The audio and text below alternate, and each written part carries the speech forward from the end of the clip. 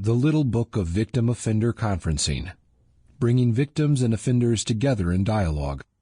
Written by Lorraine Stutzman Amstutz. Narrated by Prugh. Copyrighted in 2009 by Good Books. This audiobook was recorded in arrangement with Skyhorse Publishing, Inc., and was produced in the year 2019 by Echo Point Books and Media, LLC, which holds the copyright thereto. Introduction.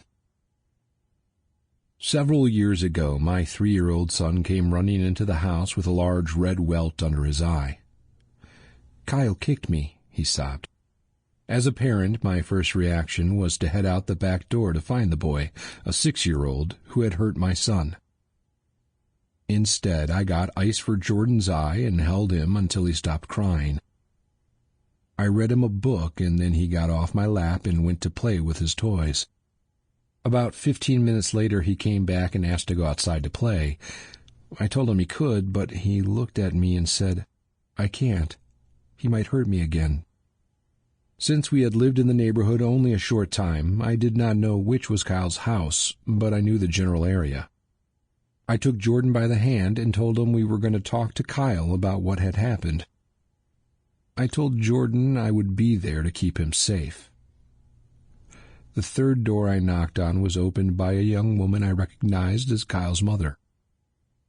I explained to her that the boys had been playing together and Jordan, who was obviously injured, had come in crying. I asked if we could talk to Kyle about what had happened. Kyle appeared at the top of the stairs with a look of fright on his face as he saw us in the doorway. I asked him to tell me what had happened. He explained that they were playing cops and robbers and that he was chasing Jordan when Jordan fell.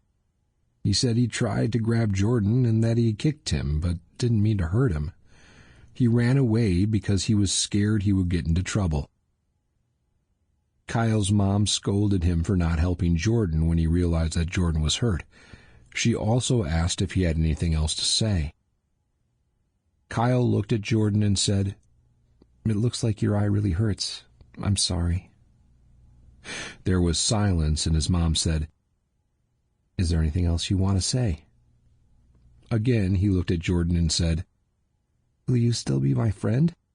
Jordan looked at me and then at Kyle and said, "Will you hurt me again?" "No," Kyle replied.